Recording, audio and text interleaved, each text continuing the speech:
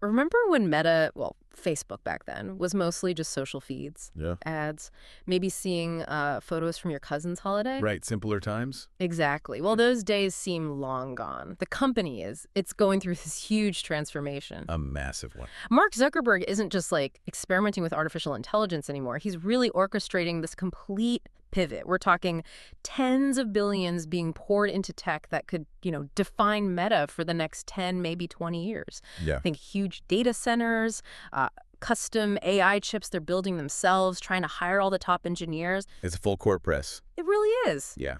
Okay, so let's try and unpack this. What does this giant shift really mean for Meta, for AI itself, and, well, for us?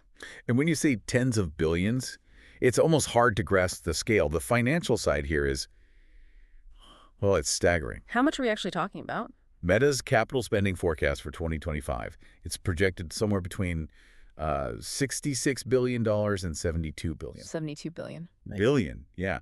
To put that in perspective, that's nearly triple what they spent just back in 2021. Wow. I mean, that's the kind of budget you might expect from a small country, not really a single company. That budget is just astounding. But okay, with that kind of money flying around, what's the biggest risk here? And I guess, what does success even look like when you spend that much? What's this AI-first company vision really about? Right. That's where the strategy starts to take shape.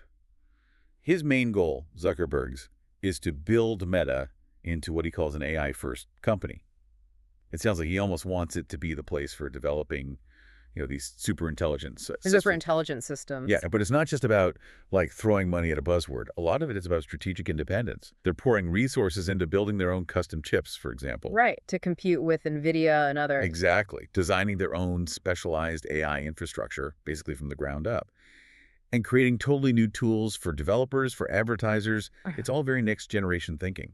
So this isn't just like some future experiment or a far-off sci-fi idea then. It's happening now. Precisely. That's what's so interesting here. This investment isn't just laying groundwork for, 5 years down the line. Yeah. You can see the effects right now. How so? Meta's AI tools. They're already deeply, deeply integrated into their core business. You really do see it everywhere, don't you? I mean, AI is baked into how they sell ads now, how your feed is curated, what posts get recommended, even how people shop through Instagram or Facebook Marketplace. It feels foundational now. And look, despite all the buzz about new frontiers, new tech, it's really crucial to remember advertising.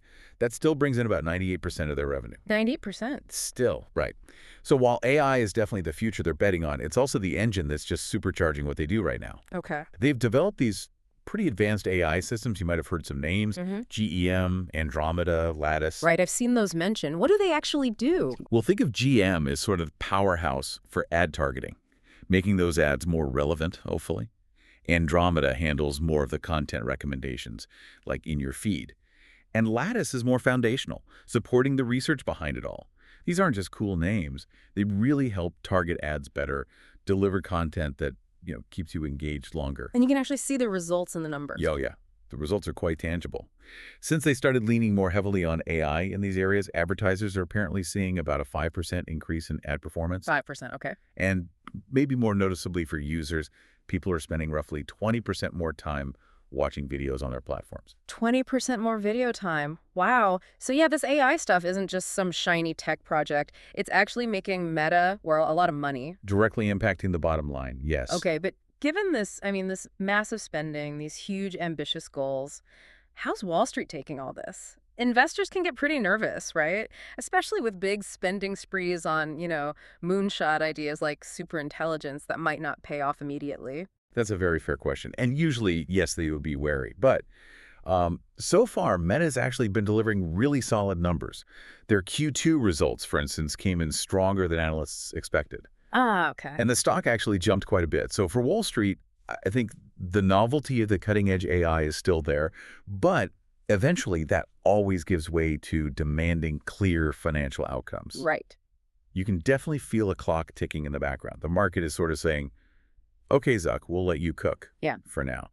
But there's absolutely this expectation that these huge investments have to translate into real, tangible, long-term returns. You can't just spend $70 billion on potential forever. Makes sense. And of course, they're not doing this in isolation. The competition, I mean, it's incredibly fierce out there, isn't Oh, it? absolutely. It's intense. You've got OpenAI turning ChatGPT into like a household name.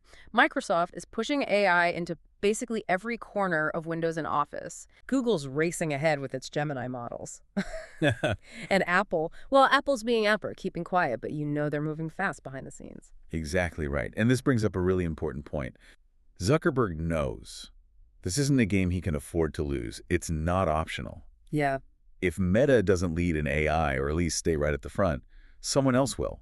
And that could genuinely be the beginning of the end for their dominance in the whole tech space. It feels like a real make-or-break moment for them. And you have Zuckerberg himself saying some pretty interesting things. He's been quite philosophical about AI lately, right? Making statements like, superintelligence is now in sight. Yeah, that phrase definitely caught people's attention. It sounds like something straight out of a sci-fi movie. What does that even mean for Meta's actual direction? Well, what's fascinating, I think, is the seriousness behind it. When he talks about superintelligence, he seems to be envisioning AI systems that aren't just, better at tasks, but fundamentally capable of abstract reasoning, maybe problem solving, even self-improvement across a huge range of tasks. Potentially, surpassing human abilities in some areas. Okay, that's a big claim. It is. And it suggests this isn't just about tweaking algorithms for better ads anymore. It hints that Meta is maybe building towards truly generative and adaptive environments. Imagine AI that could, design entire immersive virtual worlds on the fly. Wow. Or create hyper-personalized learning systems that go way beyond anything we see in social media today.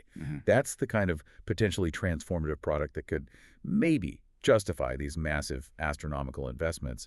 And it's definitely a clear sign of how far Meta has shifted from just being, Facebook. Right, a huge shift. Okay, so let's try and wrap this up. What does this all mean for you listening? Let's do a quick recap. Good idea. First, Mark Zuckerberg is betting huge GE on AI. We're talking up to $72 billion in spending planned for 2025. Just massive. Unprecedented almost. Second, advertising. Still the cash cow for Meta, absolutely. But AI is making it even more efficient, driving real results now. Yep, that 98% figure is key. Third, investors seem cautiously optimistic. For now, anyway, as long as Meta keeps hitting those financial targets. The let 'em cook phase, but with an eye on the clock. Right.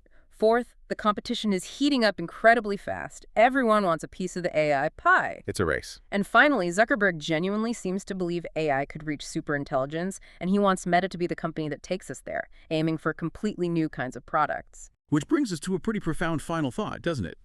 If the ultimate goal here really is to create systems that are potentially smarter than us, systems capable of maybe designing realities or learning in ways we can't fully predict, what does that truly mean for how we interact with technology down the line?